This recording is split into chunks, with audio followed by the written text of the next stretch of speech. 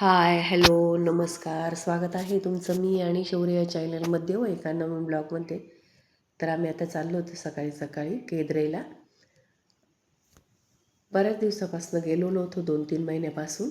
आम्ही नेहमी जात असतो, कामानिमित्त काही जमलं नाही जायला. आणि इथं पेट्रोल टाकायला थांबलो होतो. आणि सकाळी सकाळी वातावरण, कुठे प्रवासाला जायचं म्हटलं का खूप छान असतं. आणि इथं शौर्याचं चालू होतं, विठ्ठल भक्तिगीत लावलेले होते आशिषनी, आणि त्याचं चाललं होतं भक्तिगीत म्हणायचं काम, त्याच्या मम्मीचं आणि त्याचं. आम्ही पण थोडं मधून साथ देत होतो. आणि आम्हाला कुठलेच गाणे ऐकू देत नव्हता. त्याला फार आवडतात विठ्ठलाची भक्तिगीत, नेहमी म्हणत असतो, टाळ्या पण वाजवतो. आणि त्याला ते फार आवडतं टाळा वाजवायला. खूप छोटा होता तेव्हापासून तो टाळा वाजवतो, आणि ते पण ठेक्यात, तालात लावून दिलं की छान बसतो म्हणत. तर व्हिडिओ स्किप न करता बघत राहा.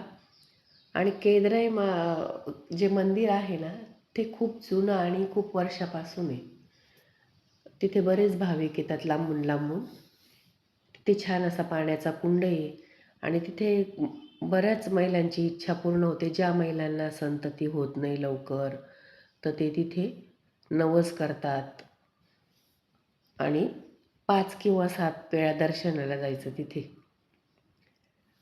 आणि आंघोळ करायची. आंघोळ केली की ते वस्त्र घरी नाही आणायचे, त्या कुंडामध्ये आंघोळ करायची आणि ते वस्त्र तिकडेच सोडून द्यायचे.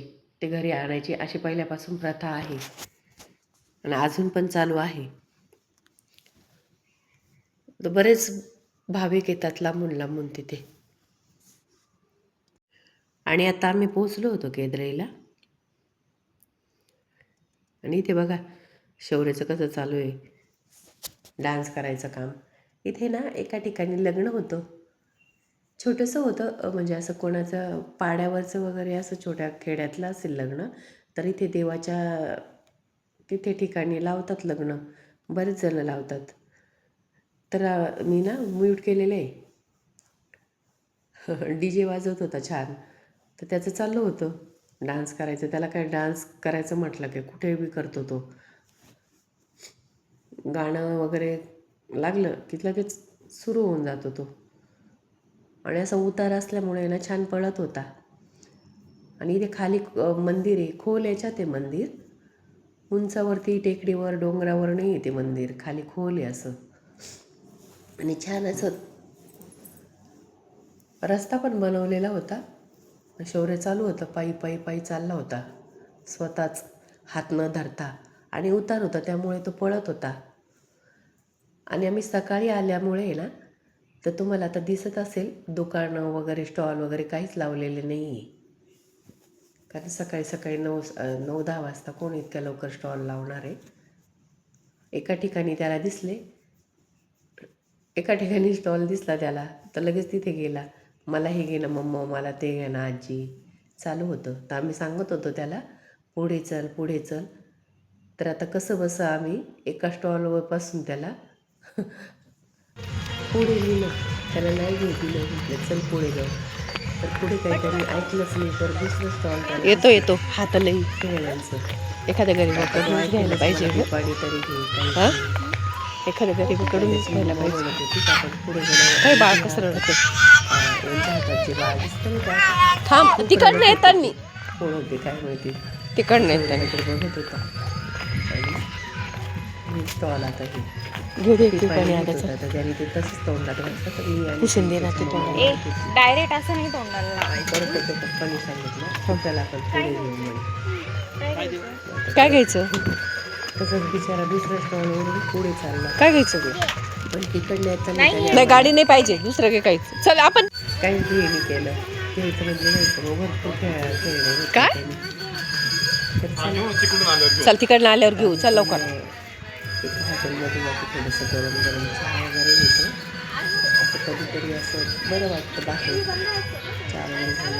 आणि इथं आम्ही येतो ना नेहमी, तर त्या ताई आम्हाला नेहमी ओळखतात. आमची ओळख आहे छान. आणि जेवढे चाललं तर आम्ही मागे थांबलो, जेवढे चाललं तर तुमची बोलत होती. आणि ते नारळ वगैरे घेतलं.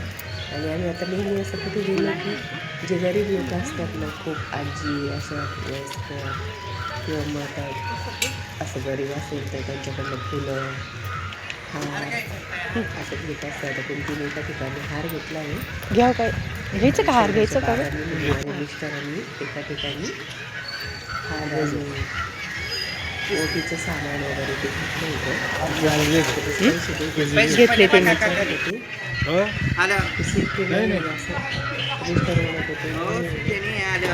किती आहे? आणि असं कुठे पण बाहेर गेलं की तिकडून येतात कसं काय होतं पैसे ठेवत तोपर्यंत येतील बुवा. टोपली वगैरे नाही का ते जायला ते पूजा करून झाल्यावर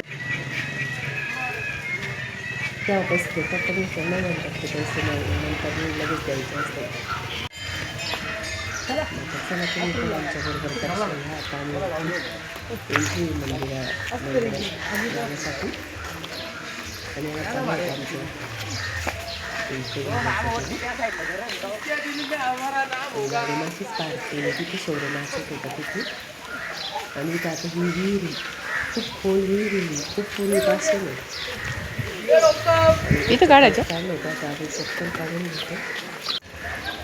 त्याचे सामान आता माझ्या हातात घेते आणि उडते आणि असे शौर्य दर्शन करून येते आणि मी आणि मिस्टर नंतर करू. कारण कसं सगळं बरोबर गेलं तरी शौर्याकडे लक्ष नाही देता येत. इथं मंदिर आहे. आणि हे बघा परिसर खूप छान आहे इथे. नक्की भेट द्या तुम्ही इथे. असं निसर्गरम्य वातावरण आहे आणि छान आहे. प्रसन्न वाटतं. मंदिर काय असं खूप मोठं नाही, छोटं मंदिर आहे आणि इथे पण वरती एक मंदिर आहे. नाही तुम्ही जा, मी हे करते. दे माझ्याकडे. 4-4 तास नंबर लावली नाही कशाला? ते पण नाही उन्हाळ्यामध्ये नको नको पाणी कशाला मागावी गर्दी असते इथे.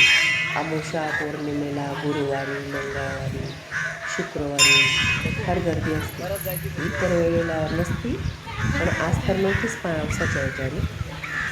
रेखाटाने कुर्ती आम्ही ते चालले आता आता राईट हा कुंड आहे.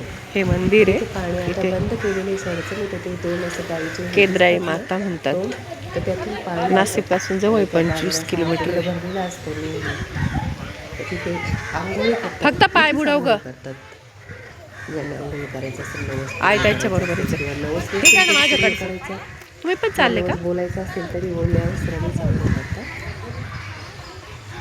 तर एका हातपाय दुखतो. ऐका ना ज्याला वाटेल मी काय म्हणते त्यांना दोघांना जाऊन येऊ द्या. मग आपण का तुम्ही त्यांच्याबरोबर जाता? काय तुला काय अडचण अरे मग मला हे धरलं सामान. न करता तिकडून जा तिकडून. मला तर त्यांचं लहान होतं त्याचं लग्न करून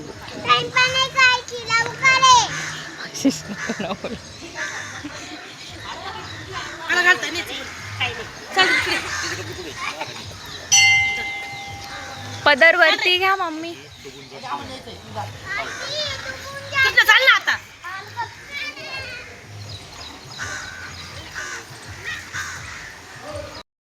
आणि मी आता इथे हातपाय वगैरे धुवून आले आणि ही मुलगी थुंकत होती. मला इतका राग आला.